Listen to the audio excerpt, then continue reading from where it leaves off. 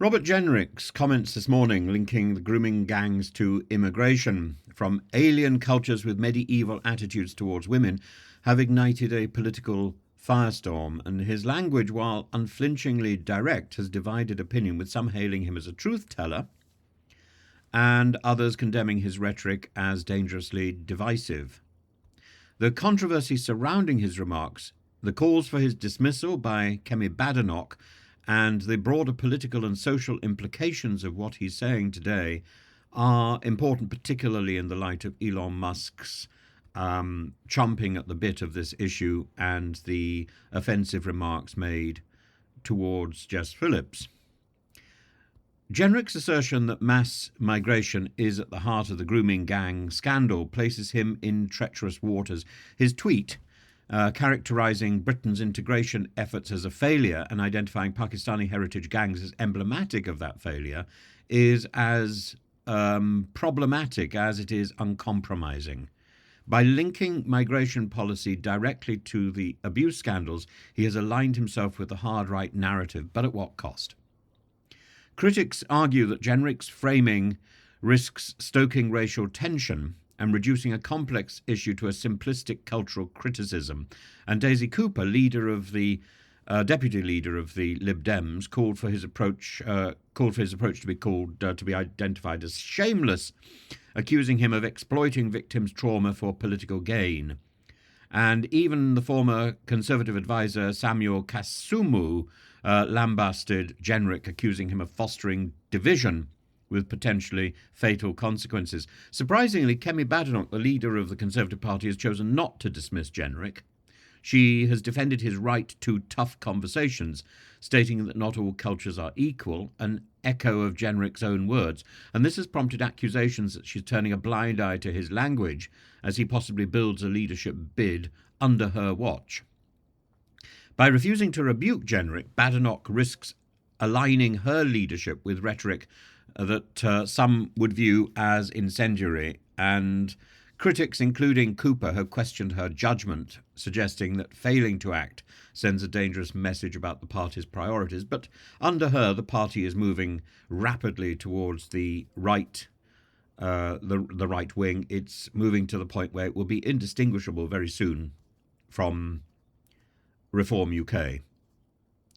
And what is extraordinary is that Jenrick is being seen as the catalyst for this. Jenrick is far more flexible than Kemi Badenoch. That's the irony. To understand the weight of this controversy, one must grasp the horror of the grooming gang cases. Reports from Rotherham, Telford and Rochdale details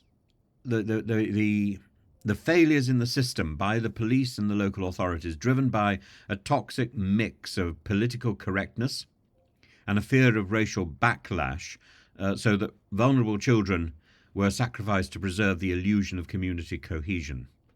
And Jenrick's argument that this crisis stemmed from unchecked migration touches a raw nerve. Surely the summary I've given suggests it stems from a failure in policing, not migration.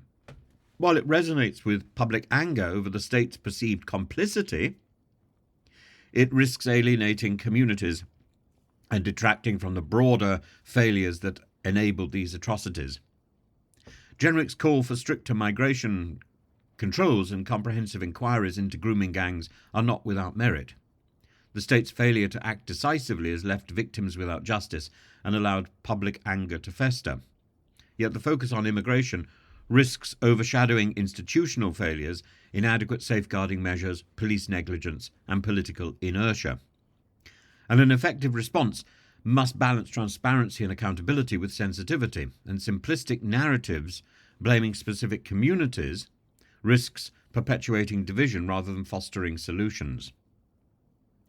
And this episode is a litmus test, really, for Kemi Badenoch's leadership, and she fails.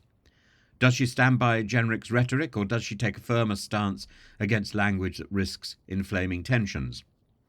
The choice she makes, and seems to be making, defines not only her tenure but also the future direction of the Conservative Party. Is it going to dissolve into a lighter version of Reform UK, or is it going to move back towards the centre and become a party that could conceivably take power again?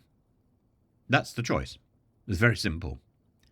And ultimately, the grooming gang scandal demands more than just political posturing. It requires a robust and unified approach to justice and safeguarding, rooted in fairness and equality under the law. And whether Jenrick's comments represent the start of an honest reckoning or a descent into dangerous populism remains to be seen. I know what I think about that.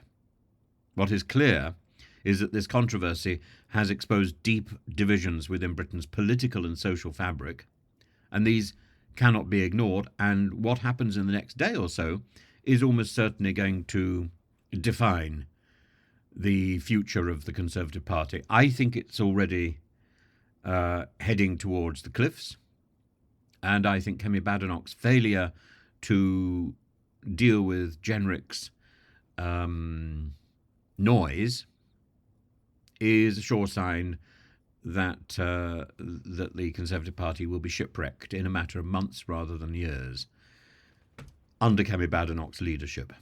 And this isn't so much about Jenrick.